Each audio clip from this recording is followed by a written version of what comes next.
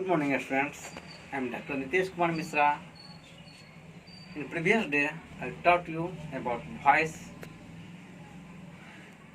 and I think you revise it regularly. तो आइए आज डिस्कशन करते हैं वॉइस में प्रेजेंट परफेक्ट टेंस। ठीक है, वॉइस का रूल तो आपको मालूम ही है, याद करते हैं।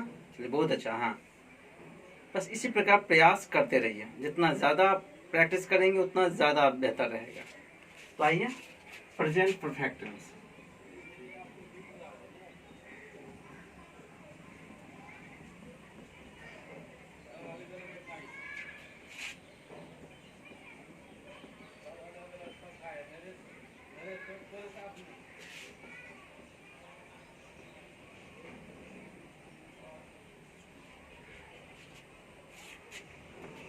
पहचानने का नियम आपको याद होगा।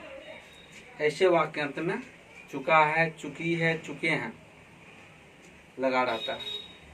तो पहचानने का नियम एक्टिव पेशी में चेंज नहीं होता है, सेम रहता है। ठीक है, एक्टिव वॉइस जब सब्जेक्ट की प्रधानता हो तो आप एक्टिव वॉइस में डील कीजिए, जब ऑब्जेक्ट की प्रधानता हो तो पेसिव वॉइस में डील कीजिए। ओके, स्ट्रक्चर का है सब्जेक्ट प्लस हैव या has plus V3 plus object. ये आ जाएगा आपका पॉजिटिव में।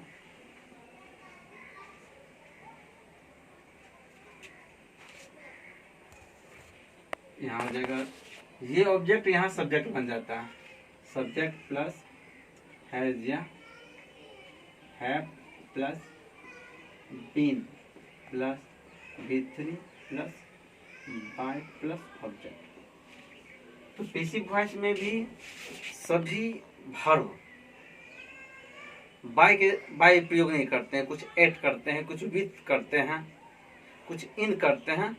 वो हम नेक्स्ट क्लास में आपको बताएंगे जब प्रीपोजिशन का यूज बताएंगे वॉइस में। तो ठीक है, अभी तक कल आप बाय को ही ध्यान रखेंगे। I have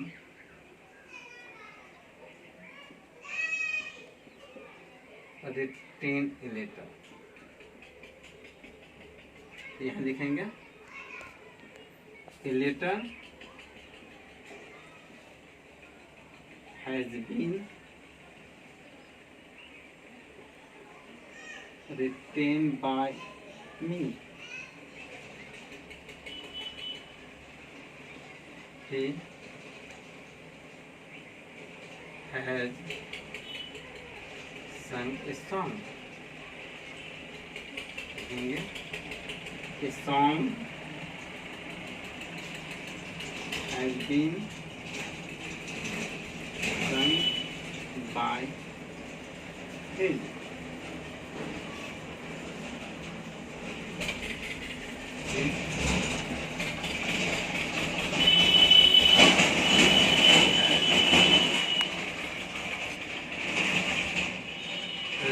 A novel।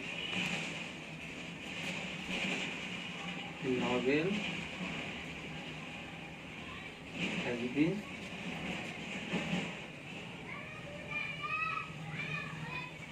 by her।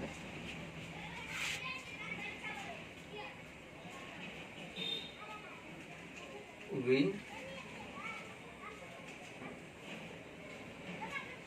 have played cricket। तो यहाँ आप क्या देंगे?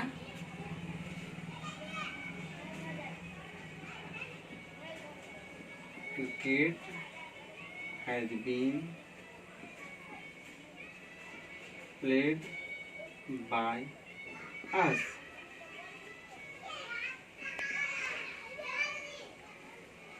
They, okay, we have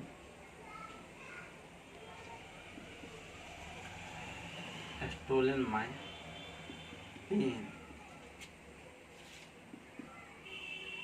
My pen has been stolen by them। यहाँ बीम ना भी देंगे तो भी चलेगा, लेकिन तो भी। अब इसको आप क्वेश्चन में देख लीजिए। आप यहाँ समझ गया, स्ट्रक्चर सेम है। Okay, structure same. तो यहाँ हैज बीन के बाद बीन आ जाता है। पैसिव वॉइस में वर्ब हमेशा तीसरे रूप में रहती है, ध्यान है। चलिए बहुत अच्छा। अब आइए क्वेश्चन। यस नो क्वेश्चन में क्या हो जाएगा आपको, हैव या has object.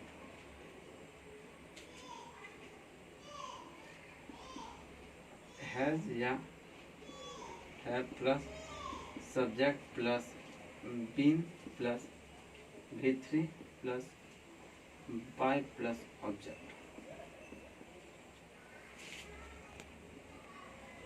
WH question. Question word किसको कहेंगे, हाउ, व्हाट, व्हिच, ये सब WH क्वेश्चन है, क्वेश्चन वर्ड है। Plus have, has, subject, V3 object, sign of interrogation. यहाँ भी हो जाएगा WH क्वेश्चन वर्ड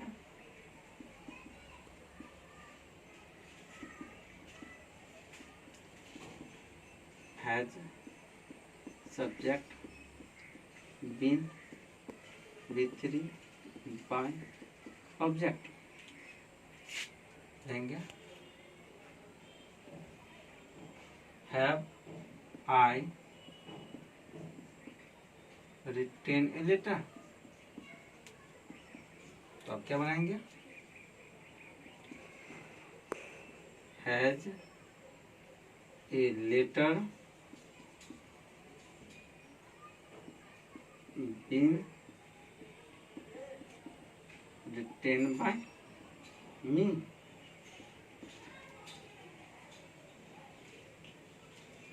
इसी को आप WH क्वेश्चन बनाएंगे तो लिखेंगे Why have I written a letter? अब लिखेंगे Why has a letter been written by me? ठीक है।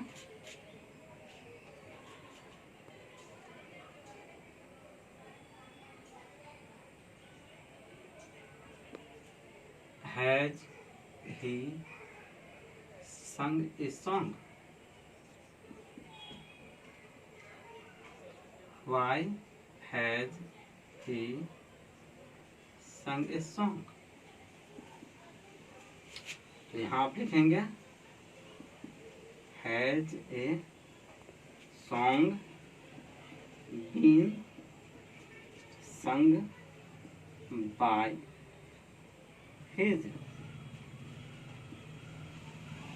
Why has a song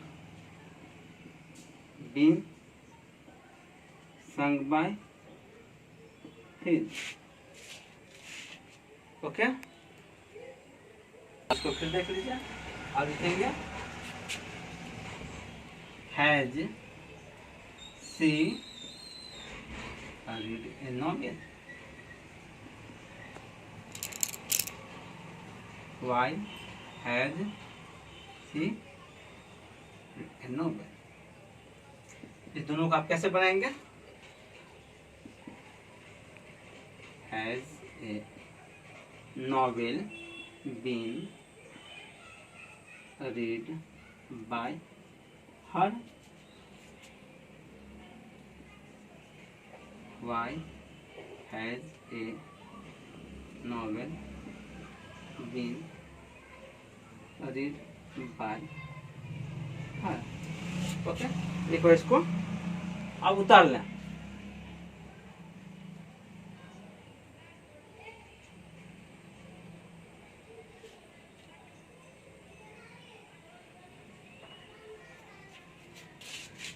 चलिए, अब क्या है, तो आप एक्टिव भी देख लिए और इसका पैसिव। तो इसमें 4 रूल जो आपको पहले ही बता चुके हैं, उस चीज़ को आप हमेशा ध्यान रखिएगा।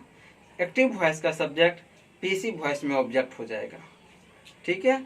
और उसके पहले बाय, कभी विथ, कभी एट, कभी इन यूज होता है, लेकिन जनरली हम लोग बाय यूज करते हैं। कुछ वर्ब ऐसे हैं जिसके साथ विथ का उपयोग होता है, किसी के साथ एट का, किसी के साथ इन का। और एक्टिव वॉइस का ऑब्जेक्ट पैसिव वॉइस में सब्जेक्ट बन जाता है। ये दूसरा रूप। एक्टिव वॉइस में वर्ब का कोई भी रूप हो, V1 हो, V2 हो, V3 हो, V4 हो, V5 हो, लेकिन पैसिव वॉइस में जब भी जाएगा तो V3 के रूप में रहेगा, वर्ब के तीसरे रूप में रहेगा ये। और पैसिव वॉइस में वर्ब, मेन वर्ब V3 से पहले आप टू बी वर्ब का यूज करेंगे, is, am, are, being, been, has been, ये सब। ओके, तो आप इसका प्रैक्टिस कीजिए। Next class we meet you again. Thank you very much.